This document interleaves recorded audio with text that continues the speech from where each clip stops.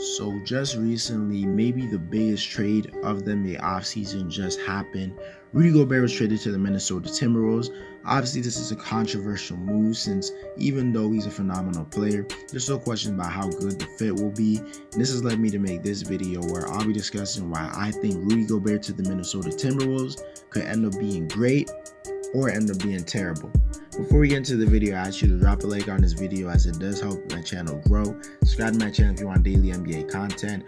Also subscribe to my channel if you want to help me reach my goal of 3,000 subscribers.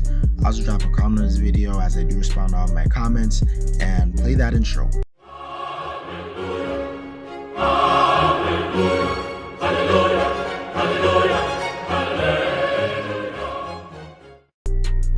I first want to say I do not think this was a bad move by the Timberwolves. When you realize what they mainly gave up, it wasn't a crazy amount, especially when you're getting one of the best defenders in the league and an all-star level player in Rudy Gobert. They gave up Patrick Beverley, who might have been the heart of this team. He was a solid player, but if you're getting an all-star in exchange for that, you do that trade. Malik Beasley was also in this move, and he would have been a significant asset if it was like a year or two ago, but he was just terrible and disappointing last season, so getting rid of him is not a big deal at all to me.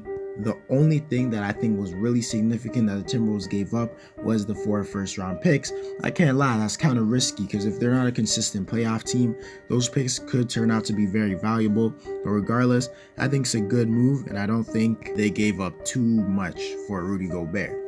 To talk about how Gobert is going to help this team going forward, first of all, this allows Towns to play more on the perimeter. We all know that Towns is one of the best shooters in the league, but him being forced to play the center position somewhat limited him because he's not able to play on the perimeter as much as he would maybe want to. He still shot a lot of threes and stuff, but it's clear that Towns is able to play on the perimeter, and now having Rudy Gobert is going to allow him to do that basically full time, and it's going to allow Towns to get the ball way more, because something I noticed with the Wolves is sometimes Towns will not get the ball as much because he's like in the paint and stuff, but now Rudy Gobert is definitely going to help with that. Also, Rudy Gobert is going to lock down the paint. It was clear that the Timberwolves needed rim protection. They were like one of the worst teams in the league when it came to allowing points in the paint, and getting the guy who's the best rim protector in the league and the guy who has the most defensive players of the years in the last 10 years will definitely help you do that. You guys have to realize that Rudy Gobert is the most impactful regular season defender in the NBA, and he's one of the most impactful defenders in NBA history. If things go well, the Timberwolves' already solid defense will take that next step and be absolutely amazing. Something I have to point out is that the Timberwolves, when they made this move, were definitely somewhat influenced by the Celtics, who we all know made the NBA Finals. Surprisingly, the Celtics made the NBA Finals running a starting lineup with 2 centers in it, in Al Horford and Robert Williams, and the Timberwolves now have 2 big men who are way better than the Celtics big men. Literally, Towns is a better version of Al Horford, and Gobert is a better version of Robert Williams. So the Wolves are probably hoping that success can be reincorporated for them. They're kind of like trying to run the same concept, if you know what I mean. Also, we all know the Celtics had the best defense last year in the postseason, and with them starting 2 centers, most people wouldn't think that was possible, but it was possible. So the Wolves are probably hoping that could happen for them. If I'm being honest, I think they have a solid chance to replicate what the Celtics did, because although like Towns is not as good on perimeter as Al Horford is, and that's a big reason why the Celtics were so good on defense, and he's just not as good on defense as Al Horford is in general. Rudy Gobert is better on defense than Robert Williams, but I won't lie, the difference between Gobert and Williams is not a huge gap. I would say the only difference is that Rudy's a way more like smarter defender, but they're both like around the same when it comes to shot blocking. Also, Rudy Gobert is a guy who can catch lobs. Before, the Timberwolves didn't really have anyone who could do that a lot. Towns was never doing that. So that's just another part of their offense they can use. Guys like Anthony Edwards and D'Angelo Russell can take advantage of that, because obviously it's better to throw lobs than have to like pass it to the big man and wait for him to do a layup, if you know what I mean. But that's just a small thing, but definitely can help them. To talk about the potential negatives with this move, the biggest question I have about this duo was definitely their perimeter defense. Neither Towns or Gobert are good perimeter defenders. They're both good enough for the center position, I guess, but even then, sometimes those guys would get abused in the pick and roll. But especially at the power forward position, those guys are not going to be great at all. Towns is simply not fast enough to guard a lot of forwards in the league, and it's really going to not make the Timberwolves able to be a switchable defense, if you know what I mean. Like, they're not even going to be able to switch that much because both Towns and Gobert are liabilities on the perimeter. I could really see Towns getting blown by a lot, which is going to allow the defense to be collapsed and all that stuff. And then people are probably going to blame Gobert for their defense not being as good, even though it's not his fault. Everyone just says Gobert, but that's not the point.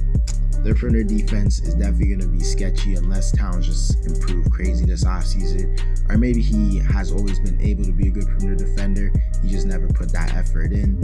I don't know. We're going to have to see. But in my opinion, like, the Wolves making this trade means they're putting a lot of faith in Towns' defense. We're going to have to see if he's ready to step up on that side of the floor.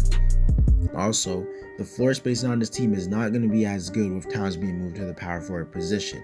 I'm not saying that the Wolves will have a negative floor spacing, because most teams have one guy who can't at least shoot in their starting lineup.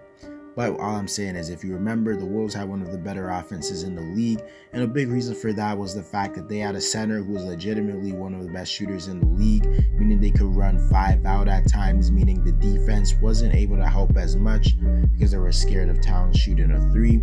Just opened up the floor for the whole team, especially guys like Anthony Edwards and D'Angelo Russell, who thrived off that.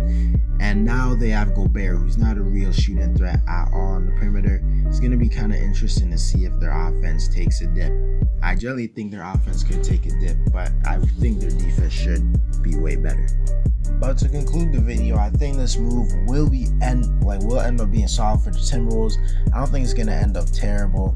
I can't see this move making them a bad team or anything worse than they were last season. They weren't bad last season, but I think they improved with this move. It might not make them as good as some people think, but it could also make them way better than some people think.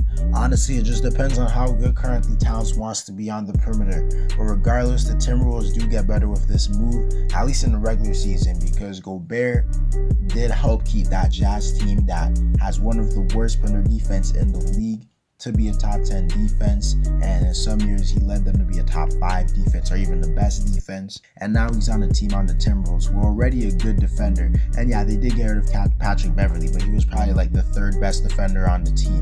So now he's joining a team that's already good on defense. And now they have Rudy Gobert. They're definitely going to be top 5 on defense if they can put the pieces together.